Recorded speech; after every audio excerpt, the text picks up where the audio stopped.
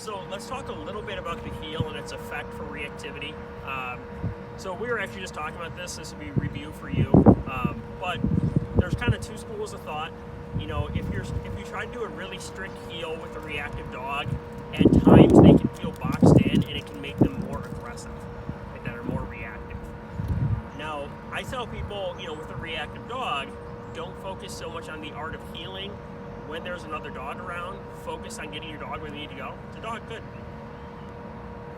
Focus on getting your dog where they need to go. It's a dog, good. Good. Just got the doodle thingy over there. Good. Everything's a doodle nowadays. It's a dog, good.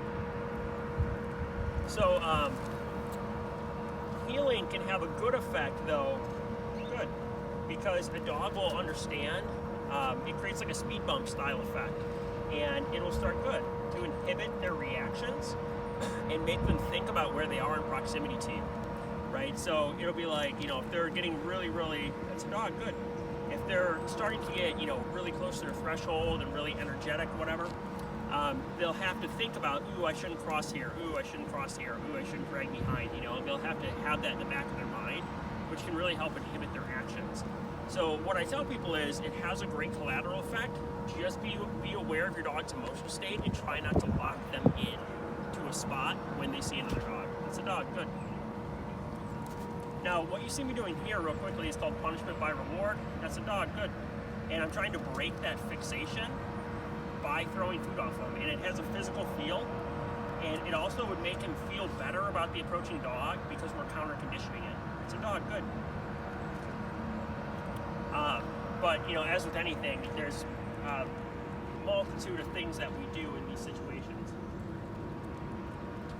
So the first part to heeling, I want to show where I want him to be. If he starts out in front of me, I'm going to immediately turn him around. Good. I put food down at my foot. No. There's boundaries. Good. If he goes wide left or wide right, I do boundary correction or back.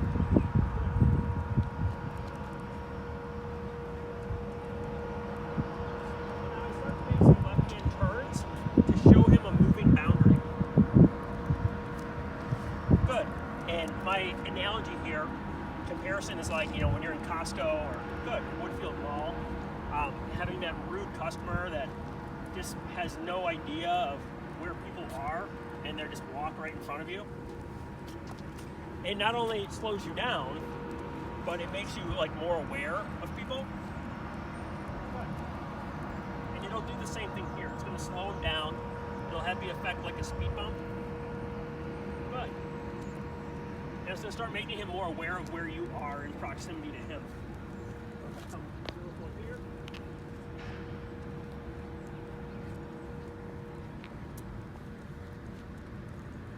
So at any point I can walk in front of him. Good. And you can see how that holds his placement pretty nicely. Nope.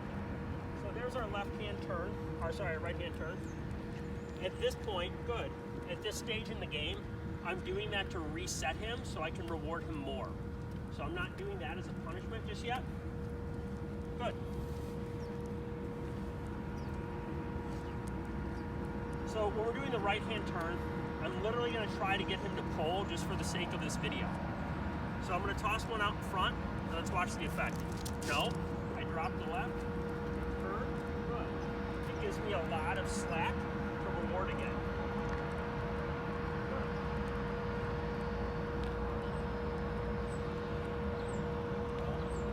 Drop it, great slack, good. So that crabbing, I do it right back. So that's what that's called. When a dog tries to get in front of you and cut you off, good, and make you deliver food faster because they're impatient, that doesn't get rewarded. That gets the same thing he's doing to us. I just grab him right back. Good. As far as a punishment will go here, so normally I don't, try to set up a dog for punishment, but I'm doing this for the sake of the video so you can see this and how to work on this for the course of the week. If he goes to pull, so let's say I throw a piece of food out, punishment will be evolving into rock back stops. So if I toss this out and go no, I throw my weight back like this, and it has the effect like the dog just kind of ran into a wall. When they're still, I'm gonna give them my cue, let's go, and we start walking again. Good. So where most people just correct and they're just kind of wildly swinging their arms back, good. It's ineffective because they stay moving forward. When you just kind of slam the brakes, we're not going forward anymore. Let's try that one again. So we go forward. Good. So you see the effect of a rock back stop there.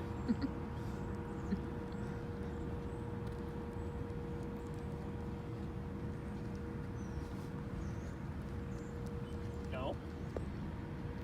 And I want to say no as soon as his shoulders start to cross the plane of my knee. Let's go. Good.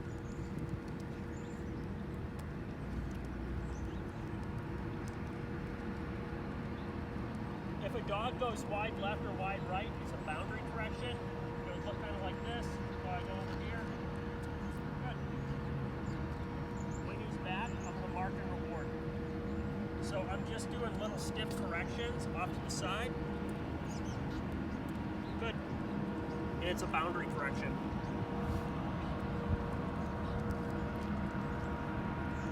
Now, to get a little bit more into this, when a dog knows leash pressure, I can teach a dog how to really focus in. So here's our right side.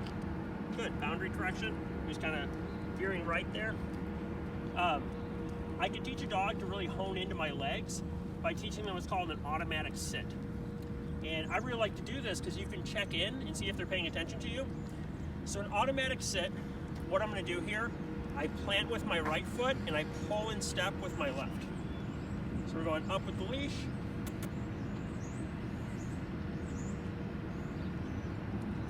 Yes. I'll actually be saying good there. I do the other with Dalton. Let's go. So I'm going to plant with my right, pull in step with my left.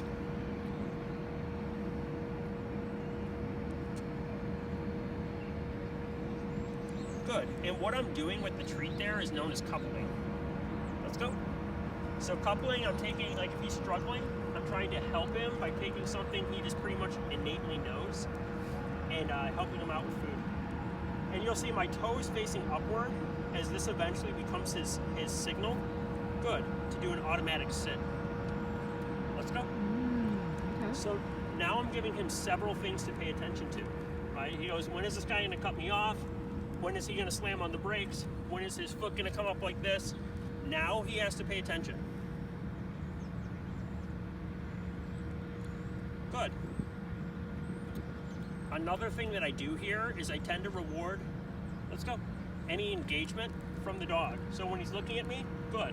I can feed that at any point.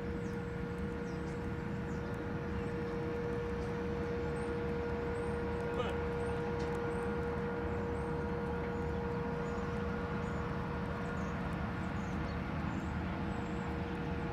Good. And you can see that's becoming a lot easier. It's a dog. Good. That's a dog. Good. It's a dog. Good. You can actually see he's not fixating his heart. That's a dog. Good.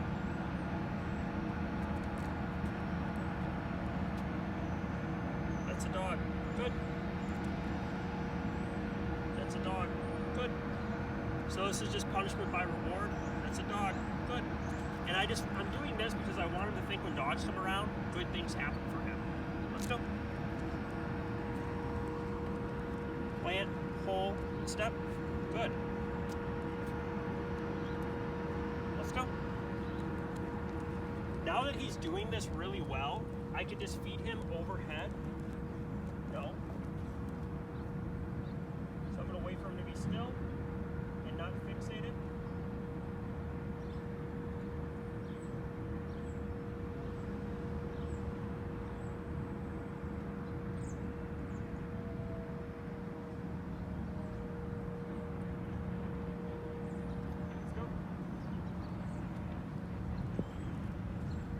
Good. So now that he's doing really well with this, I don't have to feed from the floor anymore. I could feed him overhead with my left hand, which is important. Good.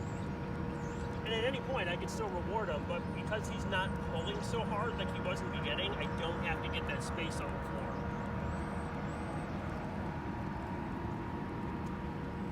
Good.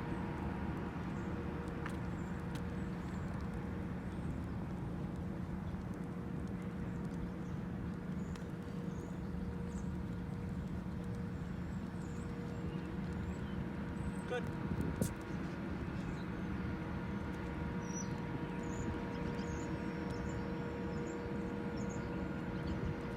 Good.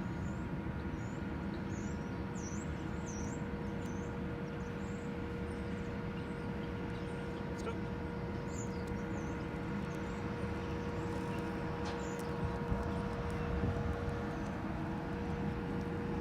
Good. And as he gets better with this, you can start to reduce your amount of rewards. Good. No leash pressure, just the foot. That's crazy. Let's go.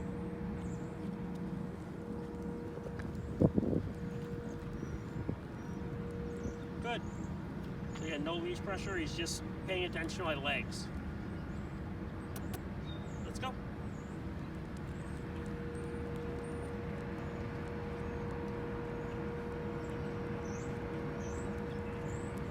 I'll come into park here. So that's going back to crabbing. Good. And I'm going to switch him over to you.